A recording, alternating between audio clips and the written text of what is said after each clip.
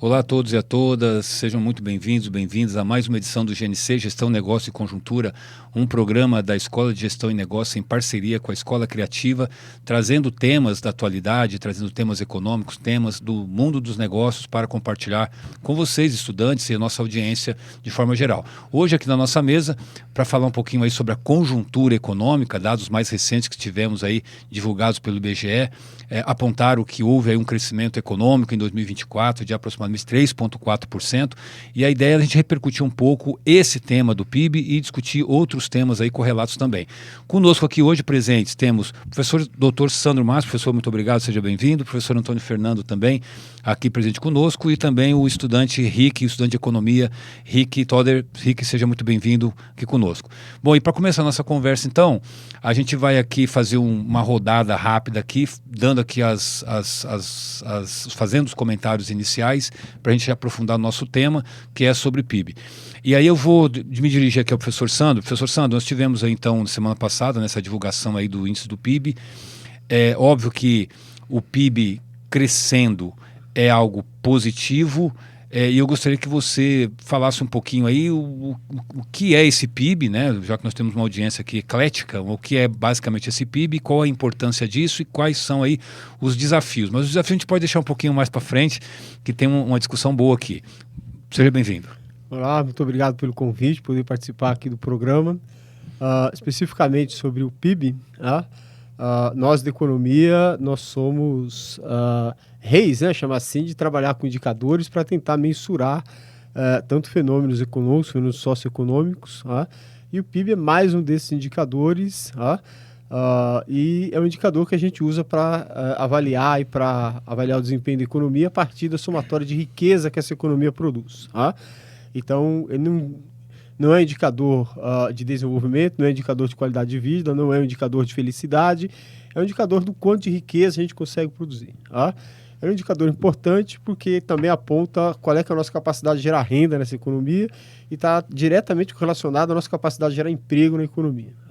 Então, quando a gente olha para o PIB e a sua trajetória, o seu desempenho, eu estou pensando especialmente em qual é que é a capacidade que essa economia está gerando de renda, qual a capacidade que ela tem de ampliar a geração de renda e oportunidades de emprego como um indicador importante, um mecanismo importante também para melhorar a qualidade de vida, e aí sim vai depender de outros atributos que não apenas o fator quantitativo, que é o PIB. Importante, mas a gente tem que entender que ele é um fator quantitativo. Aliás, foi divulgado também a renda per capita, né? Que é você pegar esse PIB, essa riqueza toda, dividir pelo número de pessoas do país, chega na renda per capita, que saltou de 50 mil para 55 mil, lógico que são dados nominais, mas também não é um indicador que mostra o padrão de desenvolvimento socioeconômico do país, mas de alguma maneira é uma notícia boa porque houve um aumento aí.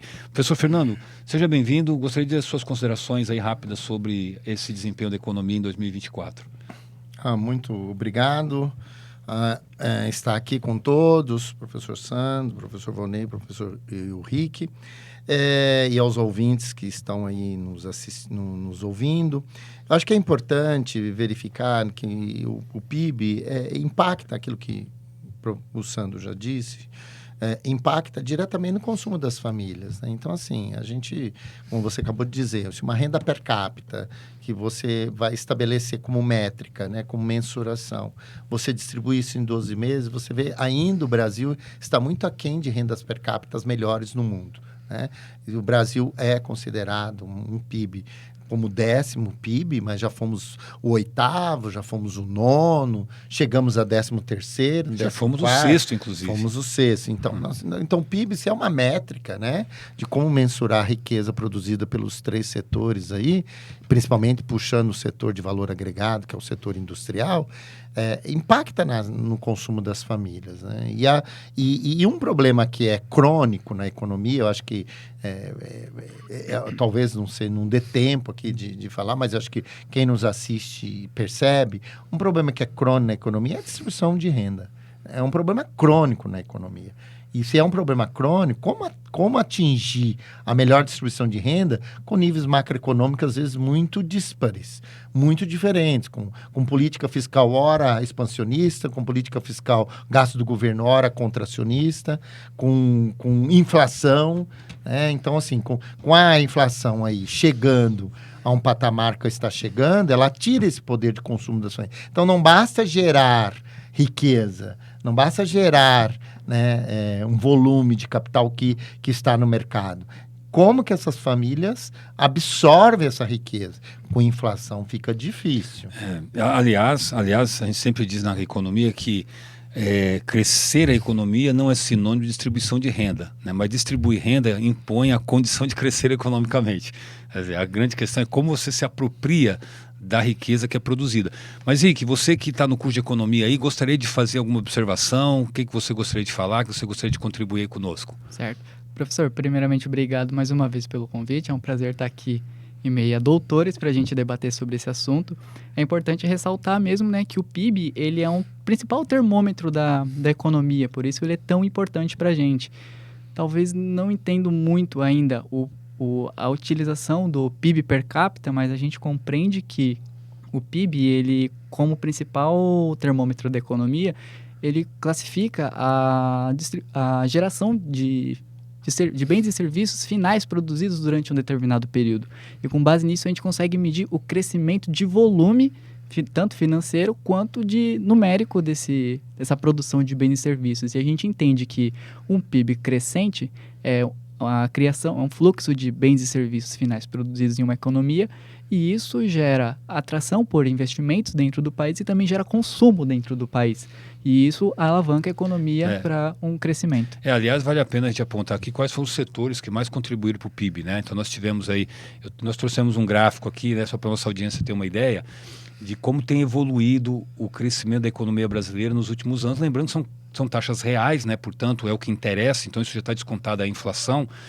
Então, a gente observa que, historicamente, o Brasil tem aí apresentado um crescimento médio na faixa de 2%, 2,5%, desde 1995, ali a partir do Plano Real. São taxas de crescimento relativamente baixas, né, professor Sandro? Assim, qual é o grande desafio para o Brasil, por exemplo, crescer como a China, que cresce 6%, 7%? O grande desafio, na realidade, é a gente conseguir ter uma dinâmica econômica progressista, né? Estimular tanto o fluxo de investimento, mas também estimular a demanda agregada na economia, né? Como é que eu estabeleço, como é que eu estimulo a trajetória do PIB, né? A composição do PIB, né? Esse gráfico é extremamente interessante, né? Se a gente recuar um pouquinho na história ainda, aqui você trouxe aqui do Plano Real para cá, né? A gente, quando estuda economia, a gente ficou denominado nos anos 80, né? A trajetória do PIB com a década perdida, né? Porque a gente tem a desaceleração muito forte do crescimento econômico do país, frente ao que foi os anos 50, os anos 60, a década de 70. A gente cai com um crescimento ali próximo ali de 3% ao ano. A gente olha para o histórico do PIB, você pega aqui do Plano Real para cá, a gente tem um crescimento bastante ruim nesse sentido, comparativamente, mas ele é ruim principalmente na década de 2010. Eu costumo brincar com os alunos dizendo o seguinte, né? Eu preciso saber qual é o adjetivo que eles vão dar, né, para a década de 2010. Porque se a década de 1980 foi a década perdida, a década de 2010 foi extremamente pior do que a década dos anos de 80. Se eu não estiver ruim de cabeça aqui, se eu estiver bem de cabeça, ao longo de 10 anos, a gente cresceu alguma coisa em torno de 3%, mas não é 3% ao ano. Foi 3% no acumulado. Professor Sandro, só para dar um dado para você, de 2011 a 2022, a nossa taxa média de crescimento do PIB anual foi de 0,6%. E aí, lógico, está capturando aí, né, o efeito 2015 e o efeito 2016 e o efeito 2020, que foi o efeito da pandemia. Isso. Se você traz ali 2022, foi. Você ainda pegou os 4,8 ali, né, que ainda dá uma corrigida ali, mas a década fechada de 2010 é uma década muito ruim, né? Muito ruim do ponto de vista de crescimento econômico, de expansão de renda, de oportunidade de emprego. Basta ver, a gente tem um crescimento razoávelzinho, vou chamar assim, nos últimos anos, pós-pandemia. A gente olha para o mercado de trabalho, a gente tem historicamente uma das menores taxas de desemprego históricas. Eu não vou dizer que é menor, porque de cabeça eu não vou cravar aqui, mas certamente a gente está ali entre as menores históricas, por um crescimento muito pequeno, comparado a outras economias do mundo, né? Acho que o grande desafio, né, respondendo mais especificamente a sua pergunta, né, de como trazer a economia brasileira, né, para uma trajetória de crescimento mais sólida e mais intensa, né, é criar oportunidades de negócio e, mais do que isso, né, qual é que é a política produtiva, qual é que é a política setorial, industrial, regionalizada principalmente, um país que é do tamanho do continente. A gente não é um país pequenininho, a gente não é um país que tem ali o tamanho do estado de São Paulo, como é a Alemanha, algo do tipo. A gente é um pouquinho maior do que a Europa inteira, né? Aliás, um pouquinho menor do que a Europa inteira. Nós somos o continente inteiro. Então, qual é que é a estratégia produtiva de crescimento? Então, quais setores a gente vai estimular, né? Quais é que são os setores que vão ser o ponto-chave de alavanca do crescimento econômico? Como é que eu vou estimular esses setores? É o setor de mobilidade, é o setor de transporte sobre trilhos, que a gente sabe que é um grande problema logístico, e é um setor que poderia ser um importante setor indutor de investimentos. Complexo da saúde, né? Complexo da saúde, complexo aeronáutico, espacial, então, que é a tecnologia de isso é ponta. Uma questão que eu sinto falta na economia brasileira, e não é do governo A, B, C ou D, né? Por mais que você tenha algum esforço em alguns governos mais heterodoxos, mais à direita não tem esforço, mas na somatória do conjunto, a gente praticamente não consegue fazer um plano de desenvolvimento sustentável e que consiga movimentar, né, cadeias de produção importantes e atrair investimentos para cadeias de produção importantes. Acho que esse é uma grande lacuna, né, de o como fazer isso. Interesses políticos, entendimentos ideológicos diferentes, tudo isso acaba atrapalhando a trajetória. Eu diria, professor Sandro, o seguinte, né? Você fez referência à década perdida, deu que seria a década dos anos 2010. Eu diria que nós estamos na década achada. Por quê? Porque nós não padecemos os problemas estruturais que padeciam nos anos 80. Ou seja, nós tínhamos o problema, sim, nós temos o problema do baixo crescimento, mas nós meio que solucionamos o problema da hiperinflação e do endividamento externo, que eram duas restrições estruturais da economia brasileira que não se repetiram na década dos anos 2010. Então eu diria que é uma década achada nesse sentido, né? Vamos ver como será a década de 20, né? De 2020, como nós vamos fazer esse trem trilhar. Professor Fernando, você acha que estamos condenados a crescer pouco, ou quais são os caminhos aí que nós temos que seguir? Talvez a gente poderia falar um pouquinho aí do PAC, né, que é um programa que o governo lançou um tempo atrás. Temos também aí o Anel Industrialização, né, que vai na linha do que o professor Santo está falando, né, uma tentativa de identificar, mapear os setores estratégicos mais dinâmicos. Enfim, temos ainda motivos para ter esperança, ou devemos eternamente sofrer do complexo de vira-lata? Eu sempre digo também, né? Eu sempre digo assim para os meus alunos, né? Economista gosta muito de fazer futurologia. Não dá para fazer futurologia. Aliás, a gente é ótimo para prever o passado. Para prever o passado, né? Uma questão que eu acho que eu gostaria de pontuar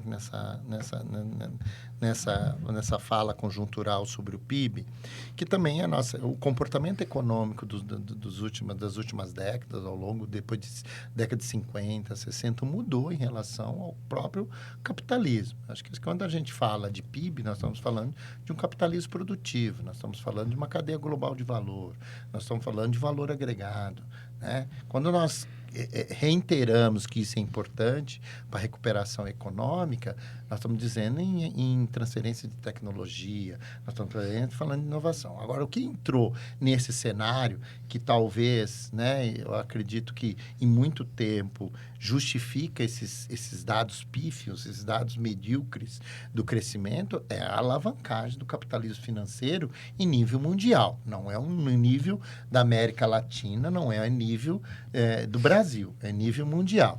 O que nós vemos é um capitalismo cada vez mais se transformando nesse capitalismo especulativo, financeiro, em nível mundial. Isso tem uma repercussão nas economias. Não é só, por exemplo, quando você fala da economia chinesa crescendo 6, a economia saiu da década de 90, fazendo o que nós fizemos na década de 50, crescendo 12. Né? Ela diminui em menos de 20 anos pela metade. Por que esse crescimento chinês se torna menor? Né? Então, assim, porque ela fez o crescimento de sistemas de meios de produção, ela fez toda a alavancagem dela, só que agora ela também se esbarra no nível mundial de um crescimento em nível mundial que também diminui. Né?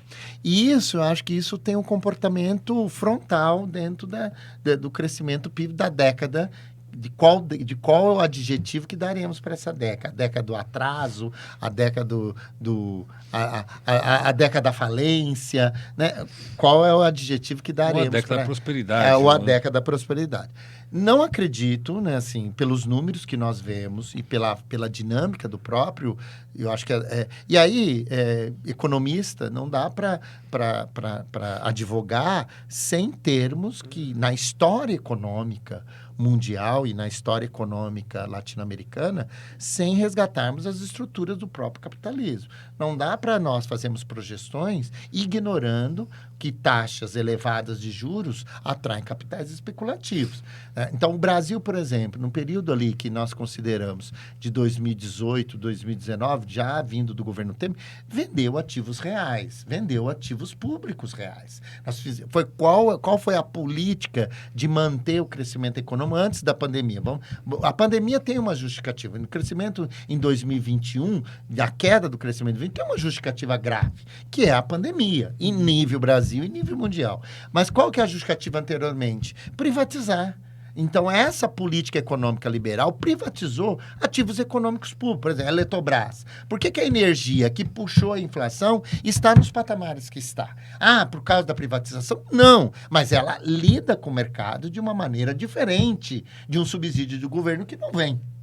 Então, assim, quando nós privatizamos determinados setores, como é um setor estratégico, setor energético, a gente favorece que a gente transfere também o reajuste de preço para isso. Né?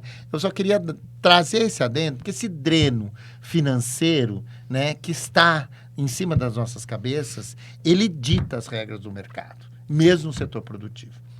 Você perguntou do PAC, né? Você perguntou da política do governo. Eu acho que a política do governo ainda é muito tímida.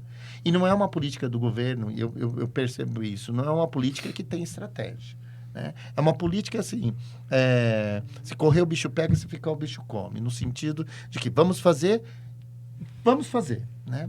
Não é uma política estratégica, porque o que nós vemos nos governos é uma tentativa de corrigir serviços, balanço de pagamento, mexer com o câmbio, mexer com a política do câmbio, mas não mexe com setores estratégicos, até porque muita questão de investimento nos setores produtivos está atrelado ao investimento que vem de uma política cambial altamente restritiva. Então, assim, nós vemos que um crescimento próspero pode ocorrer, mas o que nós estamos chamando de próximo? Se nós olharmos, por exemplo, quando nós olhamos esse gráfico, para nós que estudamos economia brasileira, lemos a economia brasileira ao longo da história, quando a gente olha os indicadores na média de 9% na década de 70, puxado pelo milagre econômico, esses números são pífios. Mas esses números são a nossa realidade daqui para frente. Né? Então, nós olhamos com prosperidade, se 3% é ruim, né? Se a média é 0,8, qual é a média de prosperidade? Qual é a métrica que tem que entrar para os estudos econômicos a partir de então? Qual é a métrica de prosperidade? Esse é um problema. E nós temos um outro dado que eu acho que tem crescido e tem refletido, que é o crescimento demográfico. O crescimento demográfico mundial está acelerando. Né? Por mais que alguns países estejam diminuindo as taxas de natalidade, para outros países tem crescendo. E nós estamos envelhecendo, nós estamos tendo uma longevidade maior. Então, nós estamos tendo uma utilização dos fatores de produção, daquilo que as famílias consomem, com maior longevidade. E isso repercute no nível de qualidade de vida da população. Não só em nível sul-americano, é uma lástima, mas em nível europeu. E isso tem caído. Né? Mas eu acho que vale a pena colocar em perspectiva aqui, quando a gente olha o crescimento de médio prazo do Brasil, de curto prazo, né? Por exemplo, de 2014 a 2022, o Brasil cresceu uma taxa média de 1%. Nesses últimos 2 anos, o Brasil cresceu uma média de 3%, 3,5%. Ou seja, nós estamos crescendo 3 vezes mais a média. Quando você olha para os setores que estão puxando esse crescimento, você olha essencialmente famílias. E mais recentemente, os dados de 2024 jogam uma luz positiva, que vai ao encontro que a gente está falando aqui dos desafios, que é uma reação da indústria.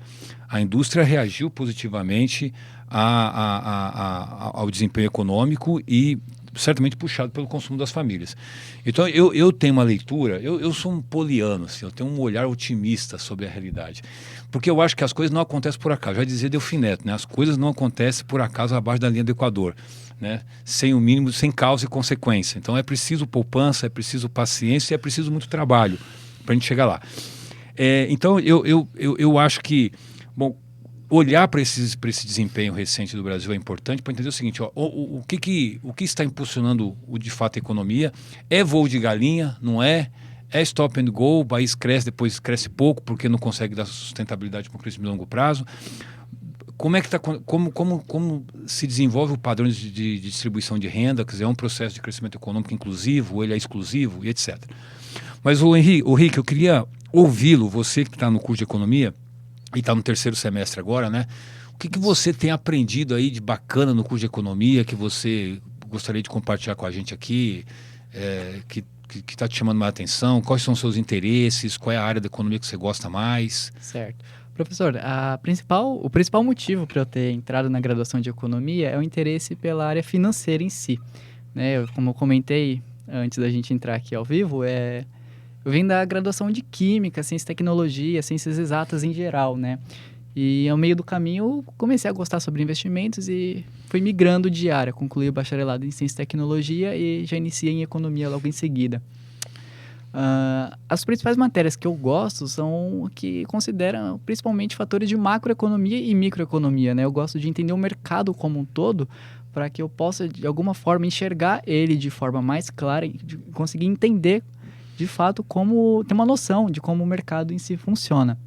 Então, macroeconomia, microeconomia... Aliás, vocês estão tendo agora, nesse semestre, estão tendo contabilidade social e políticas públicas, né? Eu acredito que seja no 4º semestre, na verdade. Não, está no terceiro período de ciência econômica. Você já deve ter cursado, já que é uma disciplina que trata exatamente de formação do PIB, composição do PIB, né, e etc.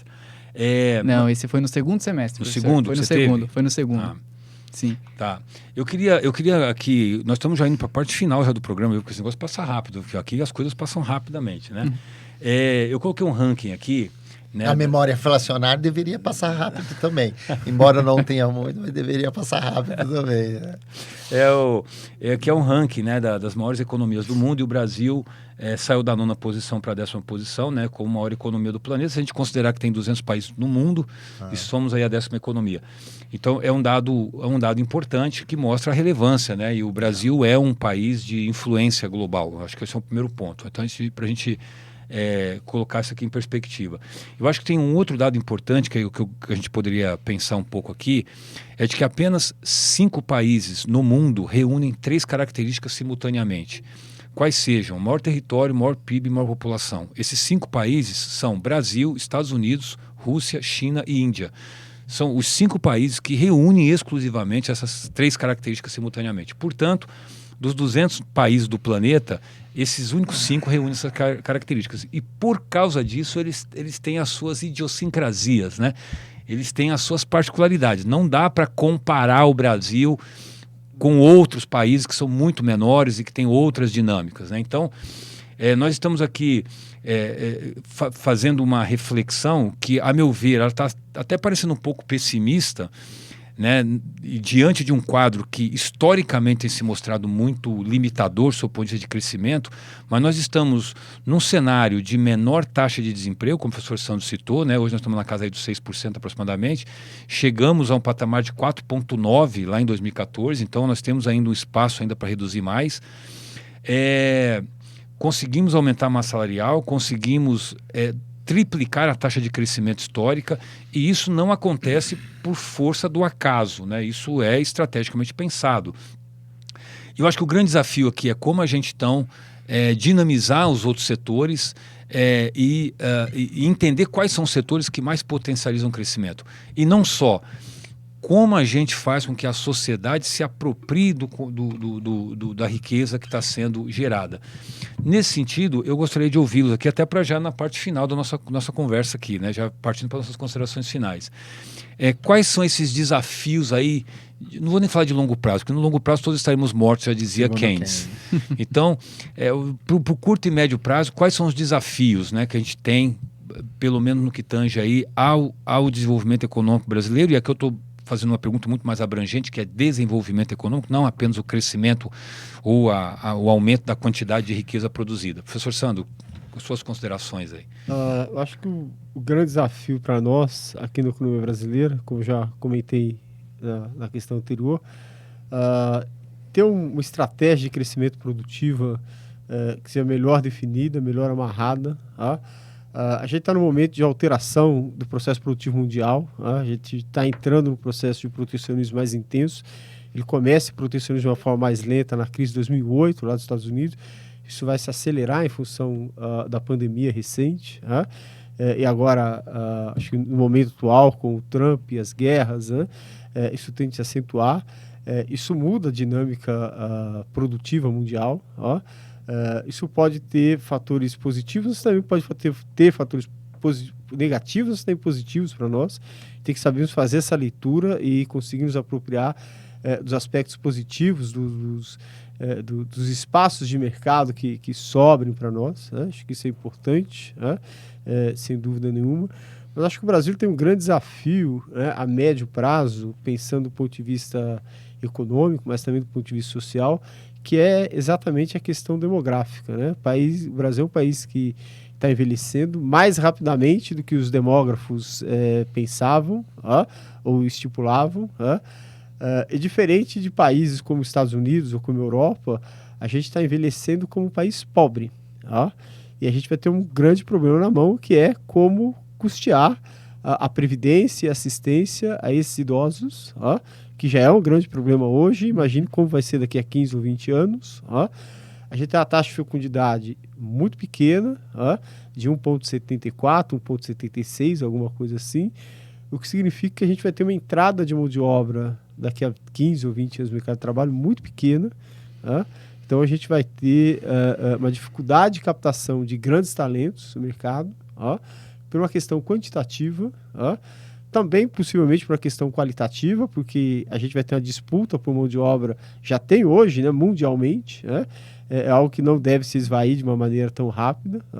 Eu acho que o mercado de trabalho é um grande desafio para a economia brasileira, e como financiar, né, como sustentar essa massa social que vai progredir aí na sua idade, mas em um país que não tem uma estrutura de assistência social, não tem capacidade de financiar uma estrutura de assistencial tão forte.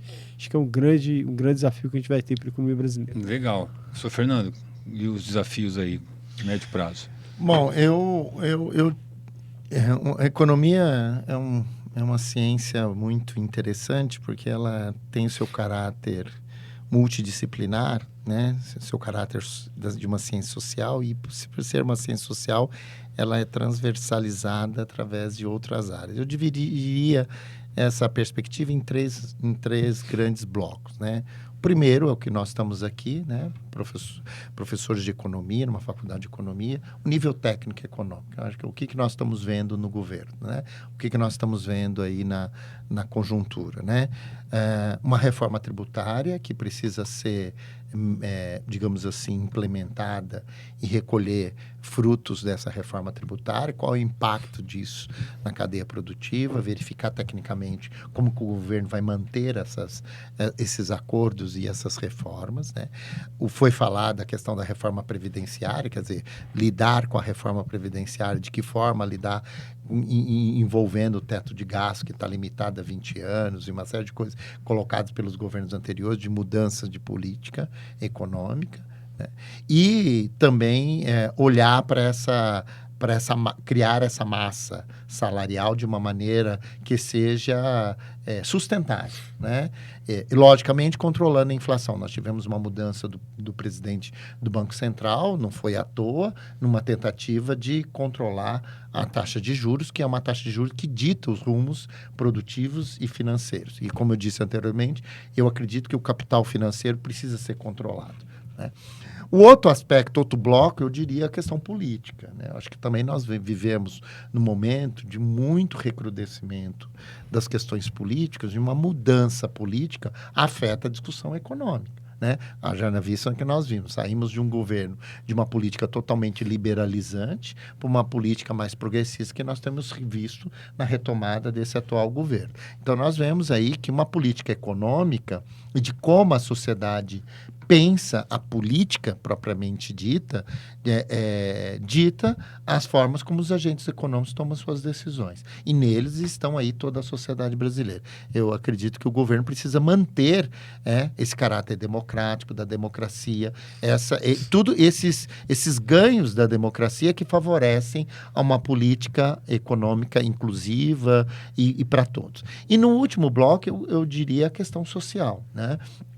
A questão social, vista pelo lado técnico, ela sempre foi considerada despesa, nunca é considerada investimento, né?